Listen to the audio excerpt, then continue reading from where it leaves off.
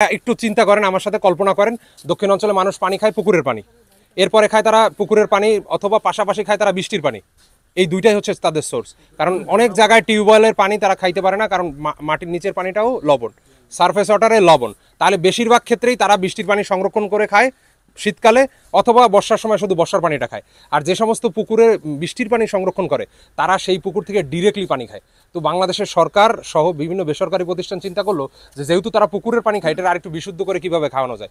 তখন তারা পুকুরের পাশে এই পিএসএফ পাতায়, মানে পিএসএফ মানে পন্ড স্যান্ড ফিল্ট্রেশন, বালি দ্বারা পরিশোধন করবে। বালি যেহেতু একটা ভালো ইনগ্রেডিয়েন্ট, তো এখানে বিভিন্ন চেম্বার করা, তো এখানে কোনোটায় বালি রাখা, কোনোটায় খোয়া রাখা। ঢাকা ভার্সিটির ডক্টর মতিন স্যার আছে, উনি চিন্তা করলো যে আরও ভালোভাবে কিভাবে করা যায়। সে এলজি দিয়ে এটা পানি পরিশোধন করে, কেউ আছে চারকোল দিয়ে পানি পরিশোধন করে। বিভিন্ন ইনগ্রেডিয়েন্ট এখানে রাখা, এই কলটা চাপ দিলেই হবে কি ওই ময়লা পানিটা এখানে চলে আসবে, এসে প্রত্যেকটা এই চেম্বার থেকে চেম্বারে এটা পরিশোধিত হয়ে যায়, এই রিজার্ভারে থাকে, ফাইনালি এইখানে আসবে। তো যত ইনগ্রেডিয়েন্ট সাধারণত বাংলাদেশে ব্যবহার করা, এটা পানি বিশুদ্ধ করতে পারে, বাট ব্যাকটেরিয়া দূর করতে পারে না।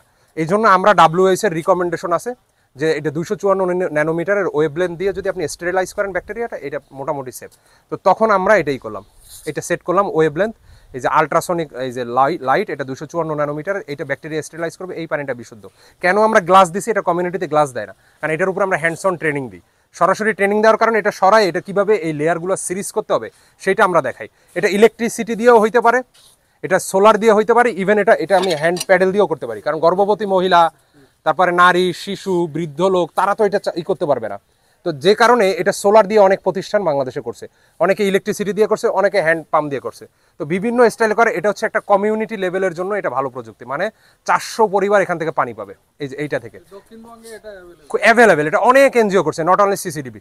তবে অনেক এনজিও যে এটা যেহেতু ইভলিউশনের ভিতর দিয়ে যাচ্ছে, পানির তো বিভিন্ন